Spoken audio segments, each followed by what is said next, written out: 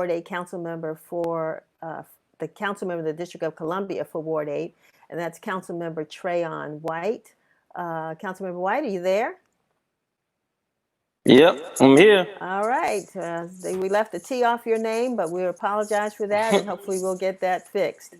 But anyway, first of all, any reflections did you have on John Lewis? Did you ever get a chance to meet him? Yes, actually, I did. It was around the time where Trayvon Martin was killed. They had a hearing on the Hill, and I was joined there with a couple of my friends to shock us, some of the young men in the community I mentored. And I have a picture, actually, when he passed. I posted that picture on my social media. Me, him, and a young man named Timothy Dawkins, who also passed, who was a victim of gun violence here in D.C. Was there anything about his life that inspired you? Consistency. I think that he started his work in the community on the civil rights, during the civil rights movement. And we talking about now in 2020, he was still fighting for against the social inequalities and for social justice, using his platform as a congressman, unafraid, unapologetic about fighting for people, and most specifically Black people. And so I always saw that in him. He was in a couple of movies too, so I followed his career. So consistency, just staying at it, because you can't conquer anything that you're not committed to. Exactly. Well, first of all, I want to say congratulations to you for winning the primary. It's Thank a you. very interesting race, but you pulled it through, which shows that consistency does work, and it evidently applies to you in your life. And I also want to thank you for your support for local media this week in your vote for or against the ad tax that would have impacted all of us. So I think we need to let the public know that you were what we would consider on the right side of that issue, as you are on so many issues. So thank you for that. No, no problem. But this has been a tough year for everybody, but particularly for the ward. And I know that you're right in the midst of it.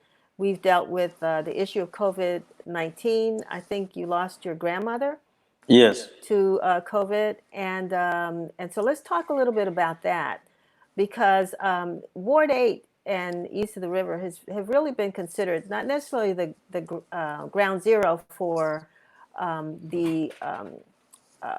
those who have gotten the disease, but it has been for those who have died from the disease. What have you been doing, or how have you all been able to address that? First, I want to send my love and condolences to those who have been affected by the COVID-19 virus here in D.C. and across the world. Because when the virus first was here, I guess in China, the notion was Black people can't catch it, young people can't catch it, males can't catch it, and then we found out that those narratives are truly not true. And so one of the things we've done is ramped up our testing sites, because I don't know if you remember, but at first the numbers were high all across the city. But in Ward 8, we only had 48. Right. And they asked me, actually, Sam Ford asked me about that in an interview. And I said, it's only because people haven't got tested yet. And because we have a lot of pre-existing conditions with the health disparities here in Ward 8, Ward 7, Ward 5, other parts of the city, I knew that we'll be hit hard. I didn't know like we have been to that magnitude, but I knew that it was something that was missing. And so when we did put a location at United Medical Center, we moved one to the fire station, a testing site on Atlantic Street, also one on MLK by the big chair. And we just been trying to utilize the government resource to cushion the blow, because there still haven't been a solution. And we've seen spikes arise again in the last couple of days. We also working with United Medical Center today because the patients there are going through some turmoil with the heat and the outages as well. So it's been a constant battle each and every day here in the ward. It sounds like it. And then, of course, all across the country, thank God we're not Chicago, but we've seen an uptick in violence across the country, particularly in communities like ours. And while you've been in the midst of trying to work against that, what do you see as the problem, and how do you think not only your office but the whole community can help to address what's happening? Thank you. We've seen a few homicides in the last week that's been tragic, partly because they were young people. We had the young lady Joy, the young man, well, young boy, 11 years old, Davon, Antoine, who was killed on MLK in Parkchester. Just a number of shootings. We had one yesterday. And so I think there's a direct correlation in the city between poverty and violence. And I think that there's some underlying things we haven't addressed in this city that's really fundamental. One is education. The gap for Black and African American boys in Washington, D.C. has been widening at least for the last 7 years. We talk about in Ward 8 has the highest concentration of youth. Anywhere in D.C. has lost over 10 recreation centers in the last 10 years. And I talk about it a lot, from Hot Rec, Oil Rec, Ketchum Rec, Anacostia Rec, Baloo Rec, number 11 Boys and Girls Club. And so what we've been doing is trying to figure out what has worked, looking at other things that should work, and trying to put some things in place. But we got to be mindful that resources for violence intervention has been missing for at least 7 years in D.C. You was around when we had a lot of organizations from Eastern River working with Reverend Isaac, the Peaceaholics, Alliance of the Concerned Men, Ceasefire Don't Smoke, the Brothers and Sisters. And for the last 7, 8 years, all these organizations have been dormant, and resources have been removed. And we wonder why the crime is high, and why we had 36 kids shot east of Anacostia River last year, and kids killed. We had a 2-year-old. So it was a 2-year-old girl, a 3-year-old girl, and her mother shot two nights ago uptown. Yeah, And so it's been really real for a lot of different people.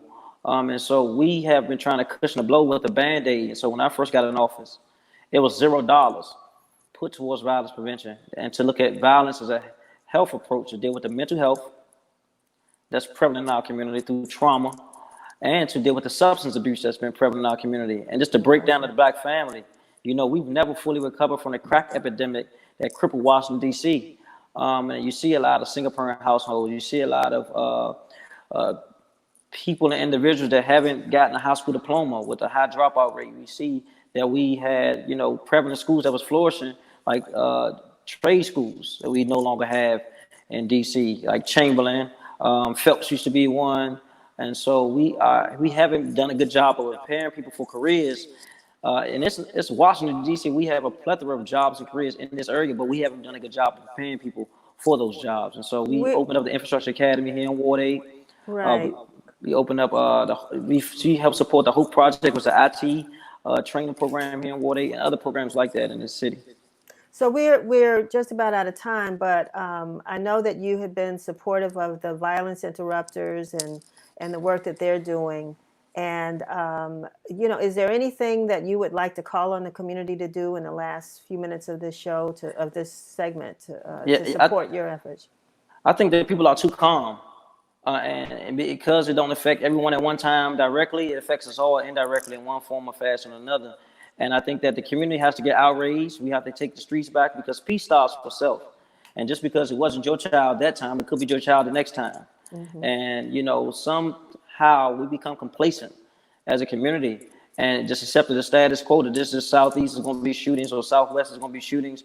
But this is somebody's nephew, this is somebody's grandson, somebody's granddaughter, and this all is we all are part of the same community. So until we become outraged and galvanize, Dr. King said, unity or non-existence. We have no other option. Unity or not, we got to unify now. The population in Washington, D.C. for African Americans have been shrinking from 78% to almost 48%. And the census is this year, so make sure you go take the census, but we may find that number is even lower. So the population is shrinking.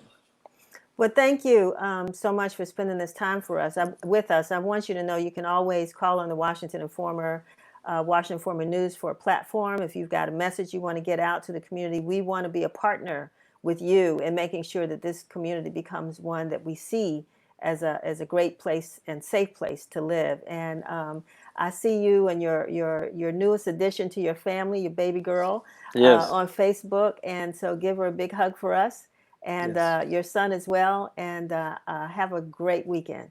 You too. Keep up the good fight. All right. Thanks a lot.